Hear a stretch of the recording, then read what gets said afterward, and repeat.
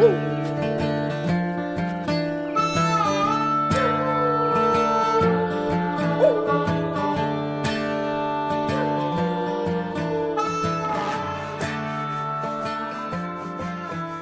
everybody, welcome to the 8th episode of the Go Get Outside podcast. This is your host, Jason Milligan. Welcome back. Welcome for the first time if you've never listened before. Today we have Kalous of the Enormocast. It is the definitive climbing podcast. I believe there are some other climbing podcasts out there now, but the Enormocast is the climbing podcast. Chris just released his 90th episode. I'm patting myself on the back right now for my 8th episode. He just released his 90th earlier this week. The Enormocast is a podcast I listen to and like a lot, and you can probably thank the existence of that podcast for the existence of this podcast. Dirtbag Diaries and the Enormocast are both big influences for me, and I think they're both great outdoor shows. Chris and I got together in his hotel room in Salt Lake City during the Outdoor Retailer show and recorded this interview. Kalous is a really cool dude, but there are two things about him I don't like at all. Number one, he's a way better climber than I'm ever going to be. Granted, he's earned it. He's been climbing most of his life and climbs probably more in a month than I do in a year.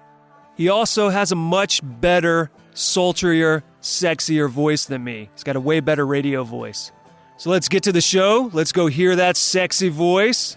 And let's find out why the Enormocast and the Go Get Outside podcast will never be sponsored by golf and football-related retailers.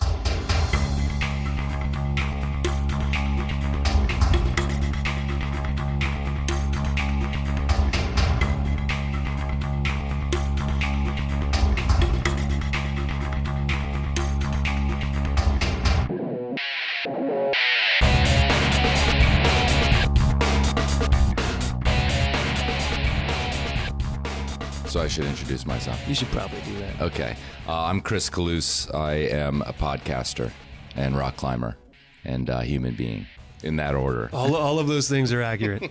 Let's run back all the way back in time to when you first got into climbing, how and why you got into climbing. Whoa. Okay, we're going to go way back. I grew up in the suburbs of Chicago, Libertyville, Illinois, the LBV. I was sort of... There's a lot of climbing in Chicago, Yeah, right? It's huge. And I was not a climber, and this was the mid-'80s, right, when I was in high school, and I was into the kind of outdoor pursuits that are available in that area. So graffiti. Yeah, right. Drinking in the woods. That was a big outdoor pursuit that we pursued heavily. Sounds very similar to where I grew up. You know, my family, traditionally, we were into fishing and hunting, but I wasn't. My brother and my dad were more hunters, and I wasn't that into it. I got into backpacking. I got into canoeing, which is, something that the Midwesterners do up in Minnesota. And the adventure of it all was really important to me. And oddly, I was also into motocross, which doesn't sound like an outdoor activity, but it's typically done outdoors, right? Unless you're doing some sort of track inside some giant stadium. Right. By definition, it's outdoor, but, it doesn't have the same kind of connection to the outdoors traditionally as some of these other pursuits. But for me, it did. I was really into just being able to kind of ride as far as I could, and it was a way to kind of secretly explore everything around me. I was into it as a little kid, and so I could get on my motorcycle and go miles and miles and miles, which as a 11-year-old you just can't do that. I mean, you can do it on your bike, but I could go to other towns and just... Are we talking about a dirt bike or a moped? Yeah. A sweet moped. No, a little mini bike, like a Z50, and then I graduated to an 80, and then I crashed that and spent a month in the hospital. Oh, sweet. Yeah. So, and that was the end of my illustrious motocross career because my parents were not into that.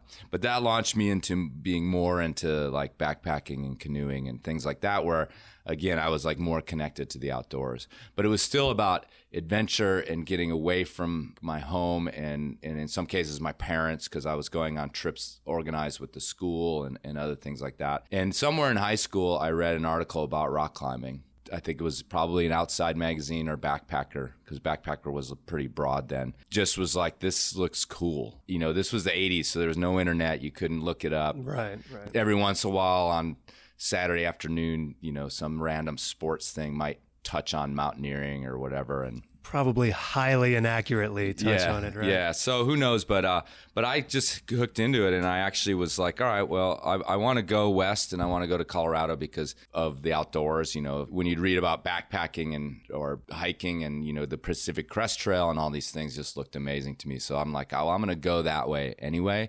And maybe when I get there, I'm going to be a rock climber. Then I actually went as far as to kind of like pursue it fitness wise. I was in these weightlifting classes in high school, and you know, I sort of sheepishly told the coach that this is why I want to, you know, because they'd ask you, like, what are your goals? And I'm like, well, I kind of want to become a rock climber. I was sheepish about it because, like, the last thing you want to do is be different. Well, this probably predates gyms, too, right? Oh, yeah, for sure. So did this coach even know what the hell you were talking about? Actually, that was the interesting thing is he actually had gone on a Knowles, an outdoor leadership course with the intention of trying to start an outdoor program at our high school. Oh, well, then this is a pretty good coach you had. This isn't like the coaches I had in high school. Well, it's funny you say that because he appeared to be that guy, like a big, thick-headed, you know, thick-necked dude, and he was the football coach and like rah-rah.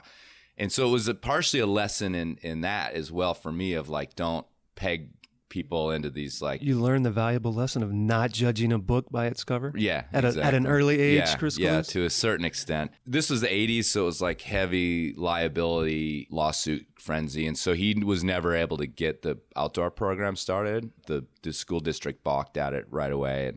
But he was like, okay, I don't know that much about it either, but I think, you know, here's the kind of thing you want. This is the kind of strength you want. And so I was like literally training to climb 2 years before I'd ever climbed. What kind of things did he have you doing? You know, just like strength training without bulking up, you know, so like a lot of low rep stuff and also trying to get really lean. Not that I had any problem with that. I mean, I was like a super skinny little dude anyway. But yeah, I mean, everybody else were like football players and everybody wanted to be like bigger. Like that was the plan, like you're lifting weights. And meanwhile, I was over there like trying to become more ripped and skinny. And it actually worked. When I went to college at Colorado State in Fort Collins, Colorado, sight unseen. I'd never been there. I just looked at the brochure and there were mountains and I was like, okay, this looks good. I signed up for the outdoor adventure floor, which was like a co-op floor with supposedly to help us all like adjust. All it really did was help us all never go to class because we had partners to climb with or ski or whatever it was that people were into. It's like when you're living next to a guy that you can go climb with tomorrow, it's like hard to get up and go to class. So what you're saying is secretly there's a doctor locked inside of you that... Yeah, that never came out. No, I got pretty good grades, but our floor as a whole at semester, they got us together. And this was the first year they'd ever tried this. The guy that organized it, and he had this philosophy, I'm sure, about why it would be good for us. Like he was visibly bummed out because there's 32 kids on the floor and our cumulative grade average was like a 0.16 or something like that, you know, and I was like holding up the other end because I had a dad who was just like, you're not going to mess up. And if you do, like, you know, you're going to come home and we're going to be done with this. So this sounds like the beginning of an 80s fraternity movie where you go find the nerdy fraternity to come save your club. Yeah, that's a good idea. We should sell that. But anyway, that's how I started. And I took off and, you know, it was nice to literally have been trained physically for it. It wasn't easy, but it wasn't, I was like surprised at like that I could actually do it pretty quickly. And that's always helpful, you know, so. And it was kind of everything I wanted it to be. I also happen to have a van. Because that's required. I didn't know that, but I was already like really excited about van living. Like I had learned about like going on the road in a van and how cool that was. So I showed up with a van. A lot of the kids didn't even have cars because, you know, they came from Denver or whatever. And their parents just said, yeah, you can just walk.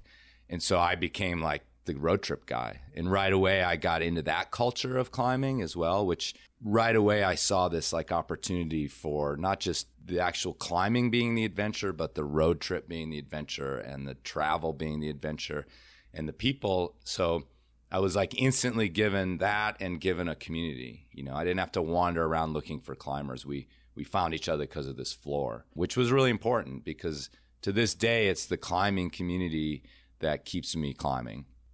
aside from the activity itself. I mean, I like to bust on golfers, and I'm going to do it here. But if the same people golfed climbed, I wouldn't be a climber. I would go find something else to do. Well, the good news is I don't think there are probably very many golfers listening to this. Well, podcast. I mean, if you dabble in golf, that's one thing. But I'm talking about like the hardcore. Like the climbing community is a weird, or at least especially then, was a weird place of misfits. And even on my show, my podcast, when I talk to people about this same thing, the origins, so many of them, even modern versions, say, I didn't fit in until I found climbing. I didn't like high school, or I didn't get along with my family, or I didn't feel right in the world until I found climbing. Oh, I know something that I've heard you mention on your podcast that I identified with, was you said you didn't really fit in with team sports. And I was the same. I was the guy who would be in PE class and they'd have us play basketball or something. I'm like, okay, whatever, I guess I'll do this.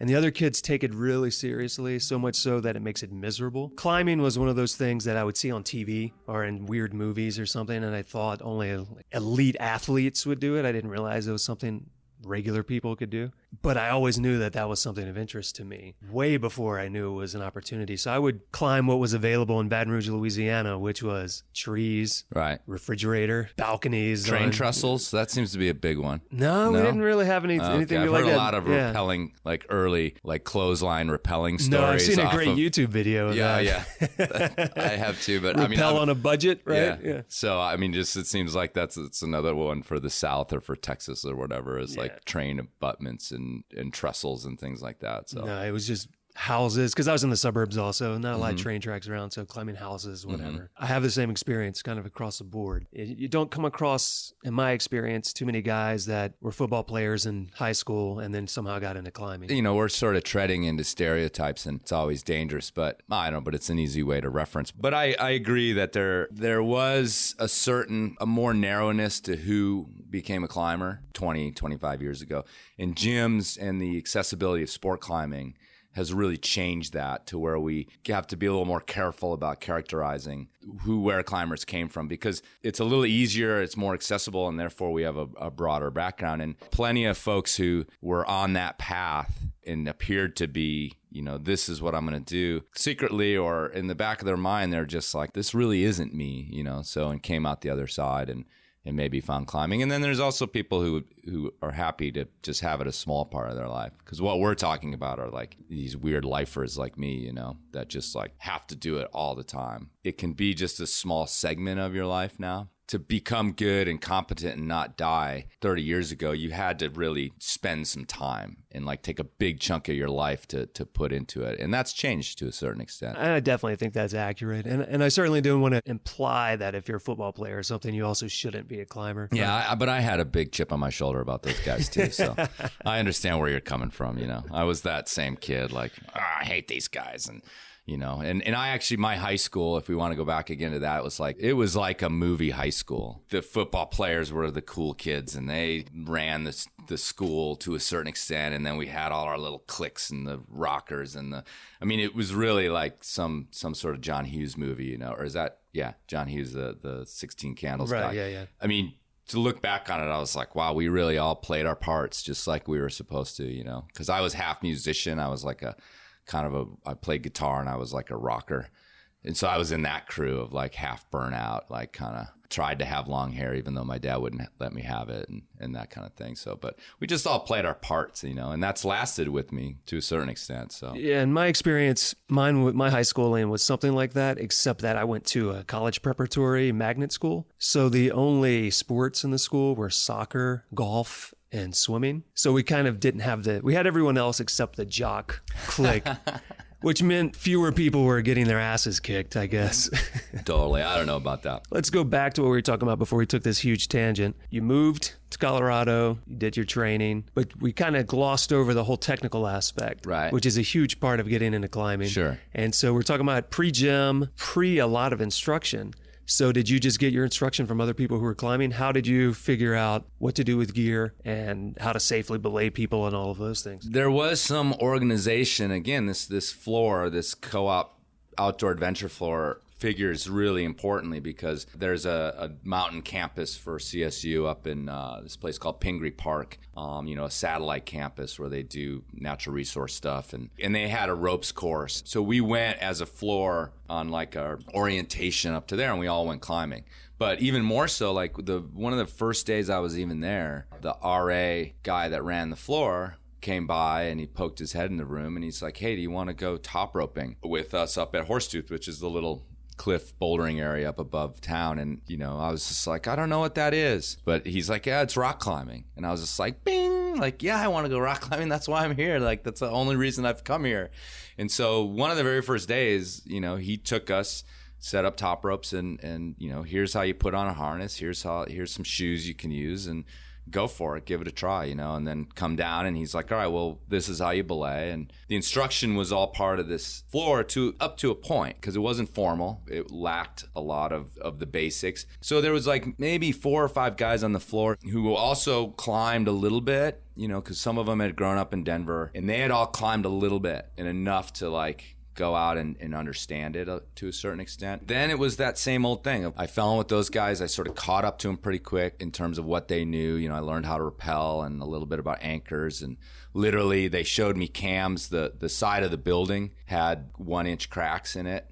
So they showed me cams and did the classic thing where they put it in there and they said, try to pull it out. And I tried to pull it out and I couldn't believe it. And they're like, oh, boink, it comes right out, Stuff that happens to every person that sees a cam or whatever. I went through all that, and then we embarked on that same thing of like where we went and got ourselves into trouble. And without knowing it, came a hair's breadth away from dying a number of times, but we didn't. But you were young, so it doesn't matter if you would have been into climbing or anything else. You would find some way to almost kill yourself at that age. Young men in particular, that's, it's really crazy thinking back about how we're very much wired in this weird way to step on the gas pedal even as simple as that. Any insurance agent will tell you the most dangerous people out there are 17, 18, 19-year-old boys. We will find our way. Yeah, and we tried bigger stuff and harder stuff and slowly over that year, like found adventure. And this was a time when there was no sport climbing, really. It existed, but it was only for the really rad climbers. And in Colorado, it was really still contentious. Like putting bolts in, still got fist fights started and stuff like that. But we didn't really know about that because we were just climbing. Climbed 5'7" for a long time and maybe 5'8", and then climbed that for a long time. And there was none of this like jumping on 5'11" your first time out, which is you can do that if you have the right person with you. You can jump on a top rope or you can do it in the gym. And quite a few even years before I was treading into those grades, which seem kind of, elementary now to a certain extent, especially with sport climbing, like 5'10". Once you're decent at it, that's like a warm up. It took me a long time, but that's the way it was done, and I think that's also why we didn't end up getting killed. The first 100 placements of gear that I ever placed, who knows if they were any good because I didn't fall on them. Right. I put them in and then my second took them out and my anchors held.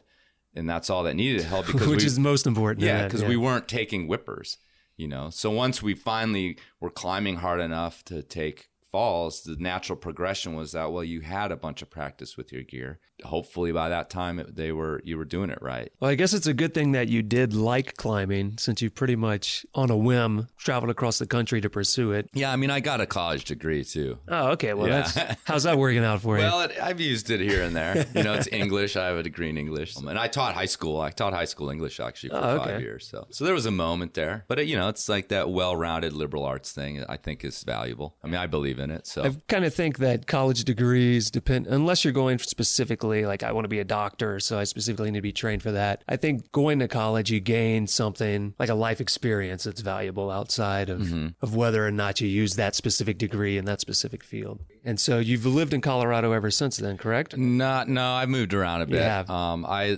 After college, I actually had sort of gained enough skill to convince the Colorado Mountain School in Estes Park to let me guide for them. If you're in Fort Collins, Colorado, you can boulder and you can top rope right near town, which is really great way to learn how to climb. But to climb bigger things and even, one pitch leads or multi-pitch climbing, you have to go to Boulder. El Dorado Canyon in particular is where we went a lot.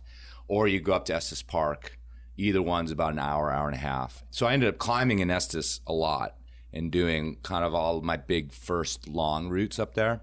And Lumpy Ridge, this climbing area up there is fantastic for it because the 5, 7, 8, and 9 grades, those are the gems. You know, there's good climbing, hard climbing, but really that's like there's so many really nice, straightforward crack climbing where you can really learn to place gear and do multi-pitch climbs and place your own anchors. There's not a lot of bolts even now. So I cut my teeth up there and I convinced them to let me guide, and was kind of post college zone. But that was seasonal. I fell right into that classic climbing bums, work a bit, live kind of in your truck or in a shack. There was the guide shack, the storied guide shack up there. And then in the wintertime, like, well, what else are you going to do? You know, so I worked here in Alta, Utah as a skier, as a housekeeper actually in one of the hotels up there. Or I went to Australia, you know, started doing road trips and bigger trips in between. But eventually, you know, and then I just moved around. I lived in LA actually for like 2.5 years. How'd you like that? I didn't hate it. And I worked in a climbing gym out there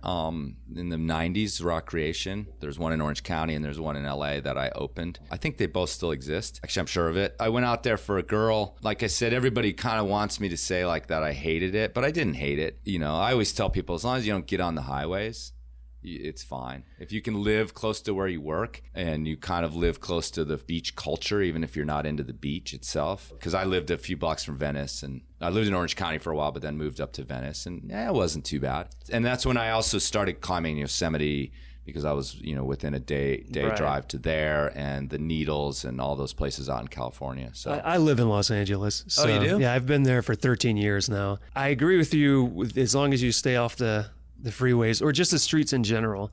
I usually like Los Angeles. Stay inside. Yeah, you're fine. I usually like Los Angeles until I'm driving. Right. And then I think I need to move out of here. But you're right. Like Yosemite's nearby, Tahquitz is nearby. Anything else you want to do outside? Yeah, Joshua Tree's nearby. Anything you want to do outside, short of maybe kite surfing, you could probably do within a couple hours. And so that's really nice. You've got to drive to those places, which kind of sucks. And I definitely did get sick of it. And I moved. Well, you said 2 years, right? So. And I moved for a bunch of reasons, including the demise of the relationship that I went out there for. But it was also like I had to get out. And so I did move back to Colorado. More or less, I've been here ever since with, you know, a few stints. I lived in Vegas for a few months and stuff like that. But for the most part, I've been back to Colorado since, you know, the late 90s. And you live in Carbondale? I live in Carbondale, yeah. So Colorado. What brought you there instead of Boulder or somewhere else in Colorado? I hate the Front Range. And so I for the same reason, you know, I wasn't going to move from LA and then plop myself down in that metropolis. Right, gotcha. It's really congested. And I ended up in Gunnison to get my teaching certificate. I went back to school. So Gunnison, Colorado is in the middle of the state. It's definitely kind of in the middle of nowhere. It's a college town, but the college is super tiny. And then it's ranchers and like open space. I was there for a while climbing the Black Canyon, which is the kind of the big park. And then there's also local climbing. And then I got a job in Carbondale is why I moved there. I got offered jobs all over the place, but that one just fit sort of what I wanted out of a town and out of a place to live. And it's important to me to be relatively close to Moab and the desert. And the Front Range from Boulder, Denver, it's a 7-8 hour drive or something like that. Not a weekend drive. From my town, it's 4 hours or 3 hours to Moab or whatever. But that's a weekend drive. That's like a go Friday night, come home Sunday night drive. And so that's important to me, is to be close to the desert, because I love climbing there as well. And then Carbondale's just an awesome town, and it's beautiful. And no one should move there, though, because there's probably a big crack's going to open up and swallow it any minute. Stay where you are, people. That's great advice. That's great advice. We talked a little bit about climbing in the U.S., but you've traveled across the world to climb, haven't you? You know, I've been climbing 25 years. Looking back on it, you know, I think about, well, what's kept me in this sport aside from the actual activity of moving up the stone, which is important and it's addictive and it's thrilling and all those things. But the community is the big thing I always go back to. What you soon realize is that it's a worldwide community. Also, this idea of traveling, because is it raison d'etre? Yeah, raison d'etre. Yeah, that's what it's become for me in terms of traveling. I'm kind of single-minded in my traveling, which has upset various partners not climbing partners, but romantic partners and everything else, is that I don't really want to go somewhere and just like walk around and look at things. But you could buy so many nice souvenirs made in China that have the name of the place on it. And I don't want to go sit on a beach. I want to go somewhere and climb. And having that compass brings me to all these amazing places. And in a lot of times, sometimes they're popular places with everyone. They're national parks, even in other countries, are really well-known places to visit. But the other half of the time, they're a place that no one else knows about. And you're in the countryside and you're out in the villages. I've just realized like what a cool compass it has been to get me, not just straight up Rome, Paris, these places that you're supposed to go. But I passed through those places. Like I went and climbed in Sicily. I spent 3 days in Rome. It was amazing. I was a total tourist, just freaking out on everything, but I would not go to Rome just to go to Rome. It's been awesome, and I haven't climbed much in Asia proper. I mean, I've climbed in the Middle East, in Jordan, which technically I think is in Asia, right? Yeah. But not like in Thailand and those places. I've been to Australia. I've been obviously Canada, Mexico, climbed all over Europe, climbed in South America. I haven't actually set foot on the African continent yet. But yeah, it just keeps bringing me places, and it's just exciting and thrilling. And the one other thing I'll say, this is the long-winded thing, is that, again, as a climber, I feel like aren't exactly a tourist because you're trying to save money because you're a dirtbag and you're trying to make it last. I'm just going to let you know this. When you go into these towns and they look at you, you're a tourist. Yeah, you're a tourist, but what I'll say to that, when you first get there, you are. But the other thing that climbers do, at least I do, as much as I can, and my life's changed where it's not quite as easy, but I don't go for a week. I mean, if I was going to buy a plane ticket to Europe or to anywhere, you're not going to spend that money for less than 6 weeks of travel. And that's hard to do, I know, for 90% of the people in the world or in the United States to have that kind of free time. But that's, as a climber, you work your life out to have that kind of free time. So you do show up in this village and everybody's like, oh, there's the American. And then it's like the next day there's the American. The next day a week later there's Chris, because now they know my name. 2 weeks later you're just like drinking beers with everybody and like you're just this guy is he ever leaving? That feeling comes with the territory. And people are usually really interested in what you're doing. Yeah, like, why the hell would you do that? Right. And sometimes there's the initial, this is crazy and you're wasting your time but they're always curious. And once you get into it, and if you can with the language or whatever, explain it, most people are like, oh yeah, I understand why you're doing this. There's the cultural gap of like the fact that you have the money to just hang out for 6 weeks kind of confuses people in like these kind of in third world countries and stuff. People ask me like, well, how are you here even this long? And I'll say, well, I paint houses because that's what I do now. And that's not a career in anywhere that makes any money. Right. So that confuses them even more. So, I mean, I'm sure in the back of their head, they're assuming I'm some sort of like super rich playboy kind of. Maybe in comparison, maybe you are. To a certain extent, and I'm always aware of that. And I think you can do and act in certain ways to try to alleviate that. But at the same time, I never want to like patronize or like try to pretend I'm something that I'm not. And, a lot of times you're way more wealthy than they are. There's like an honesty, I think, in owning your Americanism. When I was traveling in the early aughts with George Bush in office, it wasn't easy. I don't want to get into a political discussion, but there's a lot of places where the average person, really thought he was demonic and was responsible for everything bad in the world. And so, but I never shied away from it. Everybody knows it's the individual. It's not necessarily culture. And yeah, you had to get through that. And you had to listen to them tell you that, 9/11 was an inside job, which is something that everyone outside of this country believes, from doctors on down. It's incredible. I don't know if anybody out there listening believes that, but it's amazing that, especially like in sort of semi-third world or wobbly first world countries, it's not even like something you debate. They're just like, yeah, of course. So they just approach you assuming you also believe that? Oh, yeah, absolutely. Because it's like I said, it's not like, what do you think? It's like, of course. I mean, it was all for imperial purposes to be able to send armies out into the world. And I don't necessarily believe that, but when you sort of backtrack from their logic, you're like, well, that is what happened. But anyway, so there's all these things you have to get over. But we started on traveling and tourism. But And now you're talking about 9/11. okay, we're going to back off of that. Sorry. Because somebody's like, oh, this podcast sucks, and just turned it off.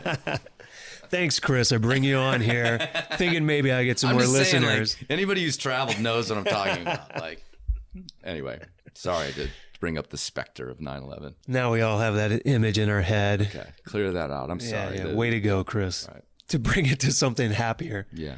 Do you ever have any locals who ask you if they can go out climbing with you, or who say that they're interested in giving it a try or anything like that? No, actually, personally, I haven't really. The closest thing to it is in Jordan, this place called Wadi Rum, which is this huge valleys of big sandstone walls. And it's a Bedouin area. The Bedouins live there and have lived there for millennium, since prehistory, really. It has this weird legacy of climbing because of these mountains. They have all these like circuitous canyons in them.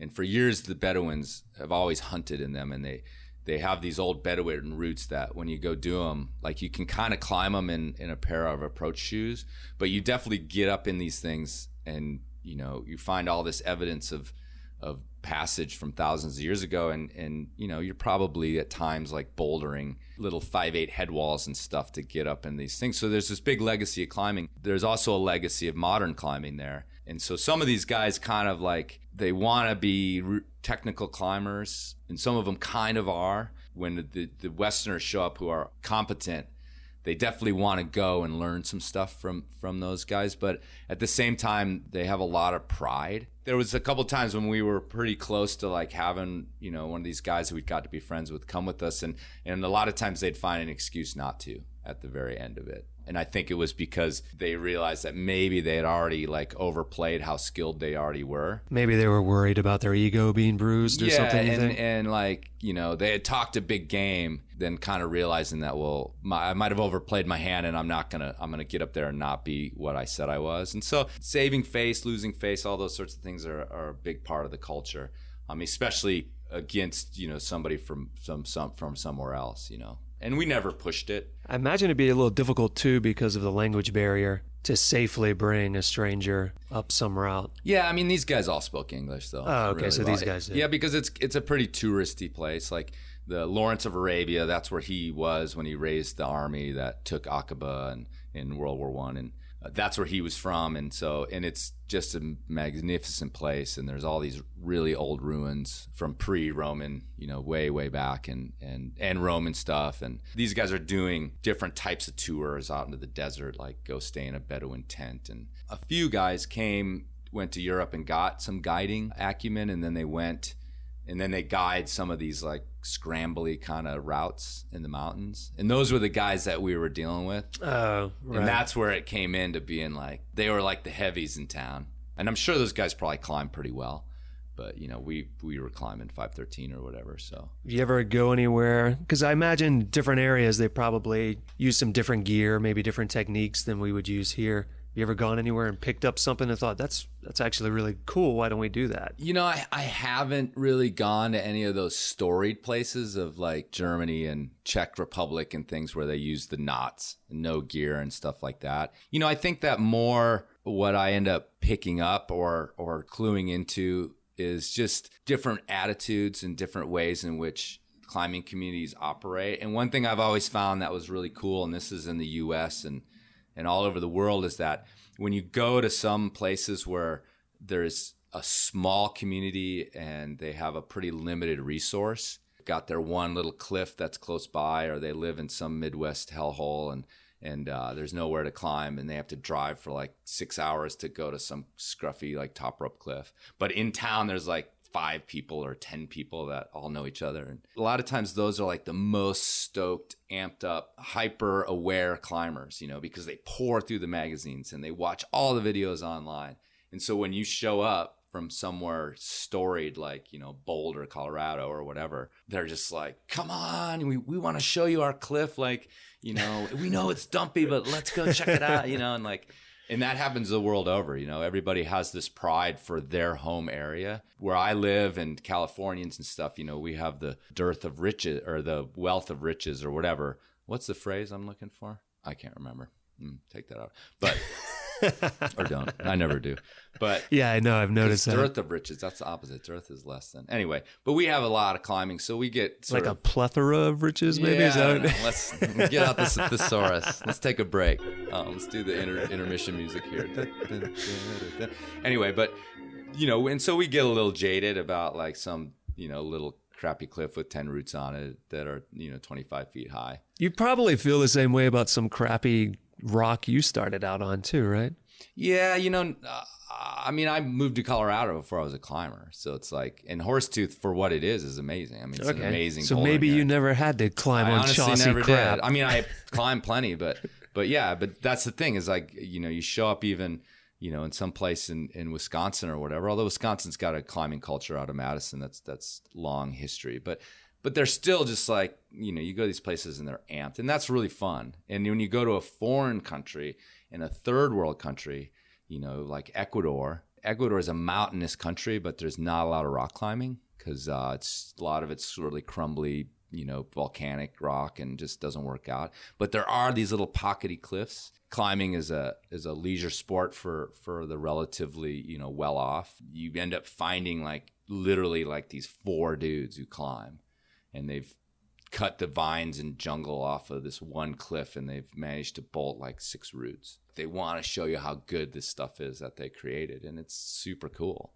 and they just pepper you with, oh, you're from Colorado, and they know all the roots and the Naked Edge and Eldo, and have you ever climbed this and ever climbed this and ever climbed this, and they've never left Ecuador, but they know all about it, and so it's fun, Yeah, that sounds pretty cool, actually. Yeah. So let's shift gears a little bit, because the reason I know about you is a few years back, you wrote an article for Rock and Ice, and at the very bottom of the article, in the bio, it said like, Chris Kalous is a podcaster, blah, blah, blah, go to Enormocast.com. And that's how I found out about your podcast. And I think it was still pretty new then, maybe a handful, maybe a dozen episodes or so. And now you're coming up to 100, right? Yeah, we're like in the 80s. Well, that's pretty close to 100. Yeah, no, it's a few months away. Yeah. So what made you decide to start the Enormocast? How'd that come about? The first thing was discovering podcasts. They've been around for a long time, like a decade or more, and slowly kind of like gaining steam. But I discovered them, and they kind of changed my life because I paint houses. And so I didn't grow up dreaming of painting houses. I have a college degree. It's not very intellectually stimulating, painting, which is why, there's a lot of substance abuse in painting. Are you going to bring us down another dark road? No, Is this going to lead to 9/11? No. All right. I live in Colorado. There's many legal ways to get through your painting day. But anyway, the fact that I could clue into all these shows, I could pop in my head. I was sick of my music, which is something I hear from people all the time who are into podcasts. They're like, I was so sick of all my music. Like I just couldn't find anything I was into, You're just playing Led Zeppelin over and over again. So I found podcasting, and it changed. I mean, if I'm working alone, like I can pop in my earbuds and the day's like gone in a heartbeat. And I made money. I learned. One of the big ones I listened to for a long time was the History of Rome podcast, which I'd recommend. I listened to like 160 episodes on Rome. And I realized at the end of it, after a year or whatever it took me, I had like 4 semesters of Roman history. Yeah, you got a free degree in Roman history. And then and what I mentioned earlier, going to Rome after Sicily, is I planned that one. I was like, I'm going to spend 3 days in Rome and like freak out and geek out on everything. Then WTF with Mark Maron, a really important and big podcast. If you're not into podcasting, as soon as you get into it, you'll find out about this guy. He interviewed the president recently. Yeah, I know. And that's the cool thing is he started it kind of, his career was sort of nowhere. He'd been a comedian for a really long time. But instead of starting like a comedy podcast, he started this interview podcast with comedians.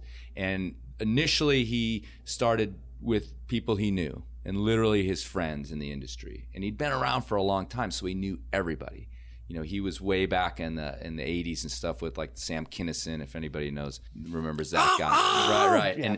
And he was also, and Mark's also a recovering addict, right? And he went through that whole era and like comedy when it was like rock star status and coke and all that stuff. And so he has all these stories, he knows all these people, and he started this podcast. He was open about how like, I don't know what this is really, but we have this idea and, I got nothing else to do because my career is like in the crapper. And it's one of the most successful podcasts of all time like at this you point, said, right? Yeah, 5-6 years later or whatever it is, the president came to his garage. It'd be like the president coming to this hotel. And that was the one where I was just like, I'm not that my career or anything needed any sort of boost because I don't have a career, but in climbing, but I was like, you know what? I could do that. I've been doing this 25 years and like, I'm not like an amazing climber, but I've been good enough and doing things where I hang out with those people. I sort of like nip at their heels, as it were, like almost sponsored. If I had sprayed more about myself, I might have been sponsored. Who knows? Your podcast is sponsored, so does that count? It almost counts. Yeah. I don't have the tattoo yet, the Black Diamond tattoo yet, but we're negotiating that. Anyway, so that was it. And I was like, I could do this. And I basically lock, stock, and barrel stole the format. Started asking literally my friends in town, like, I want to do this podcast. You should come in and talk to me for an hour.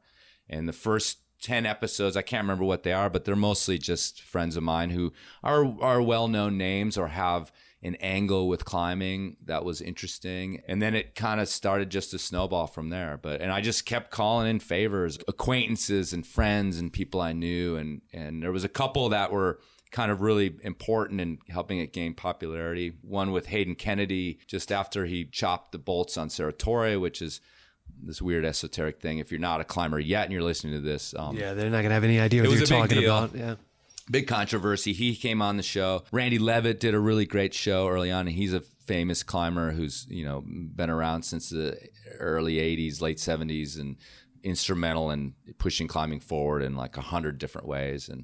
And so slowly I just gained this catalog, and then it got easier and easier. And then I got a little sponsorship and started getting donations and making a little bit of money. And now it's like, I can't stop. Like people would come to my house and like make me do it. If I stopped, I feel like people would get super pissed. So it's once a month, right? You release them once a month? No, I made a huge mistake of doing 2 a month. Is it 2 a month? Yeah. Okay. So then how many years have you been doing it now? Almost 4, dude. Almost 4 years. Yeah. And I always say, like, people are like, how many do you do? I do 2 a month. And that was a big mistake because it's too much work. But I have this theory that on the internet, you can't slow down. Right. You'll be forgotten. Yeah. I can't suddenly just be like, I'm going to do 1 a month. I think people would just be like, oh, here it goes out. It's like, he'll probably do that for like 6 months and then be gone, right. Because like the blogging, like, oh yeah, I haven't written a blog in a while. Like everybody knows that eventually one of the blog entries, the last one says that. Anyway, so I'm kind of stuck doing the 2 a month, but let me tell you something. I've only not done 2 a month one time. Otherwise I've hit 2 a month for almost 4 years. The one time early on, it was the holidays and I literally didn't have anything. And it was like my 1 year anniversary. And I was just like, all right, I'm taking a break for 2 weeks. Well, it bums me out that I did that now.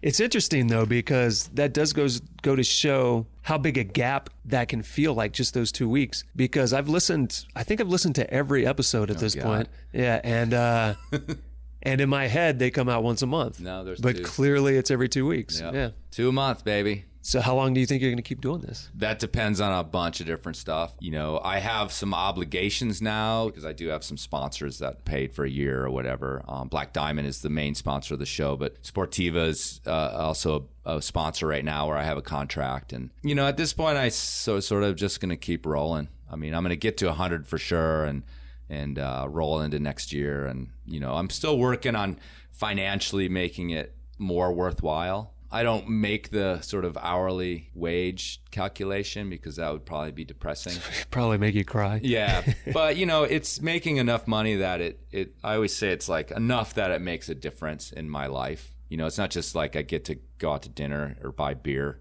which for the first couple of years was the kind of money it was making because I was putting it back into it with travel But I think after expenses and everything else, like now it's like you can look in your bank account and go like, oh, look at that. There's like enough money to do something. It's also a great tax write-off, to be honest with you. So that's the reason you're really doing it. Yeah, right. Just to hide my tax money. But I mean, because I can expense legally. I mean, I openly expense a lot of climbing. You could probably expense this room that we're sitting in right now, right? Oh, absolutely. Yeah. No, we're on business for sure right now. Right. Yeah. So yeah, but people don't understand, I think, what a tax write-off is.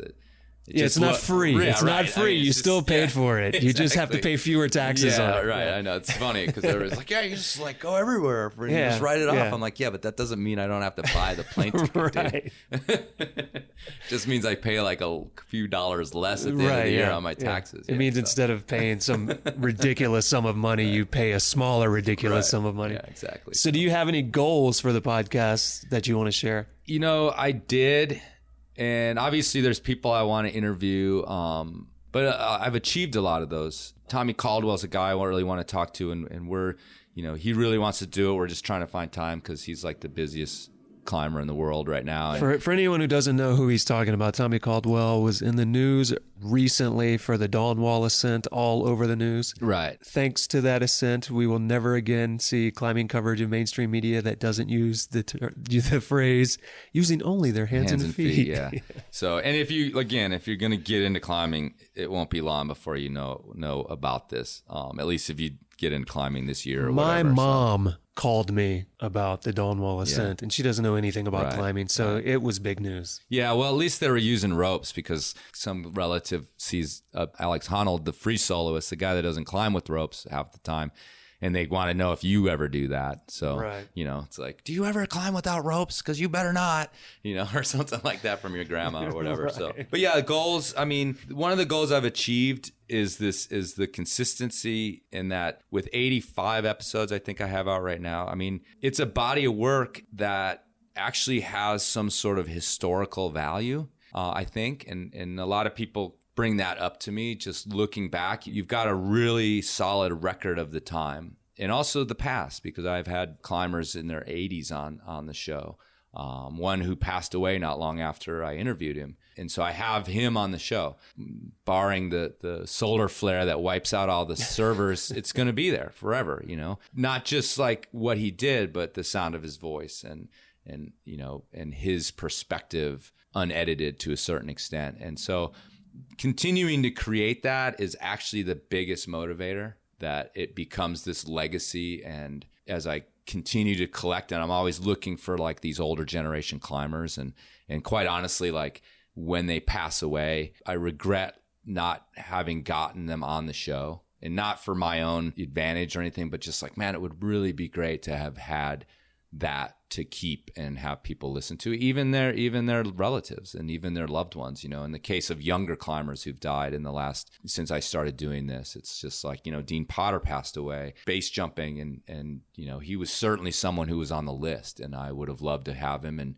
there's plenty of media with him, but it would have been another piece of media to have as a legacy for that guy. Right. And personal friends, I had a very close climbing friend commit suicide last year, and we had talked like all summer about doing an episode, but since he was a local guy, I was just like, we can get it done whenever, and just never really pursued it too hard because he was going to always be there and be easy to talk to. And kills me that I didn't do that. So, because I mean, it'd be great to listen to. I'm getting a little verklempt.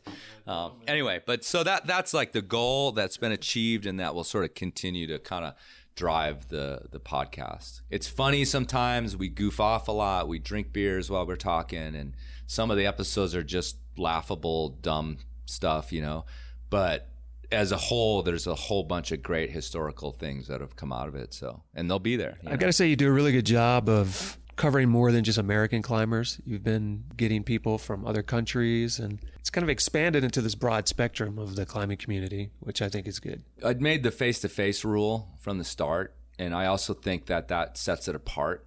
It's always been face-to-face. I've never done any phone or Skype or anything like that. And not that those are not achievable, and I know that like a lot of NPR stuff is, like Terry Gross is amazing because you don't even know that they're not in the same room together. Plus they have the technology to make it sound better. That rule has been limiting because I can't call somebody in New Zealand and interview them. They have to cross my path, which is why I do so many at the trade show, which is where we're sitting right now in Salt Lake City, because there's all these climbers from everywhere. But at the same time, it's like I said, the body of work I think is really solid because of that. And the fact that sometimes it feels like because we had to pursue it and juggle and make the time, that I get a slightly more quality piece of time out of some people, where if it was a phone call in the afternoon or something like that, maybe it felt like, okay, I got to get this thing done. No, I've made that same rule for myself that hopefully I'll stick to. But it's nice because it is a pain, but it's nice because it's like you said, when you have two people in a room together, or I've been recording a lot in parks and other things, you have to look at each other. I think you get a higher quality interview, especially from people who aren't used to being interviewed. There's a little better of a connection. If you're on Skype, you can easily be distracted by your kids in the background or whatever. Whereas if you're staring at each other, we feel obligated to continue to talk to each other. Yeah. So I think that's a good rule. And I know that we're running out of time. You need to get across town, and I probably should also. And I think we've hit everything we really should talk about. So to wrap it up, where would you like people to go to find more about the Enormocast, keep up with you or anything like that? Enormocast.com, and it's Enormo like enormous. Luckily, we didn't get into why it's called that because that'd take a while. But Enormocast.com, or you can go to iTunes and search for the Enormocast on their podcast app. And one thing that's changed is they only have 20 on the homepage on iTunes, but if you subscribe, you can get all of them. So, and I'd encourage you to subscribe because I don't know, then you'll get them all.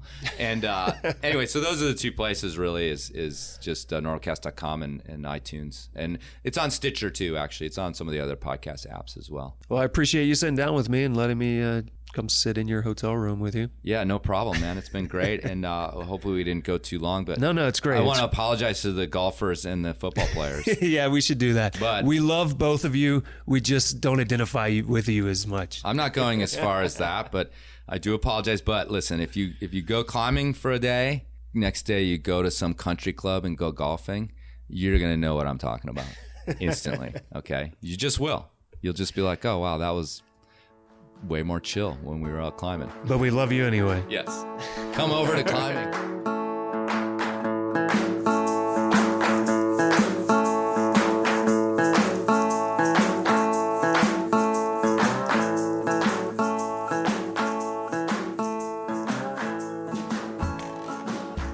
All right, guys, that was Chris Kalous. Head on over to gogetoutside.com. Check out those show notes. You'll get to see some great photos by Andrew Burr of Chris climbing some pretty hard-looking stuff. There are also some links to some of his writing and to his other podcast. That's right, the Enormocast is not enough for him. He has begun producing a second podcast. It's called Totally Deep, and it's a backcountry skiing podcast. Head to the show notes, gogetoutside.com, find those links and those photos. This show is a few weeks old now, and I've started getting emails, Instagram messages, Facebook messages. It's really nice when people contact me and they say that this show means something to them and they've been looking for something like this. So please keep those coming. They're awesome. If you want to be one of those people, or if you hate this show and you wanted to let me know that you hate this show, or if you agree with me that Chris Kalous has a way better voice than me, drop me an email. go@butcherbirdstudios.com.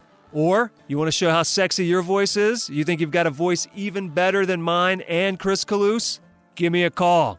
818-925-0106. You will have 3 minutes to record a voice message. Prove you are better than us. Have you subscribed to the show? Have you rated the show? Have you reviewed the show? If so, good on you. You are a model citizen. You want to be a model citizen? Get your ass over to iTunes or Stitcher or wherever you listen to this. Subscribe. Rate the show. Review the show. It helps out a lot more than you probably realize. That's it for this week. Come back next week and listen to my friend Allison Hudson. She's a Knowles instructor. She thru-hiked the entire Appalachian Trail. And she's a filmmaker who was in Nepal during the earthquake. Come back next week and hear her stories. You'll enjoy them. Thanks for listening. Hope you come back next week. See you then.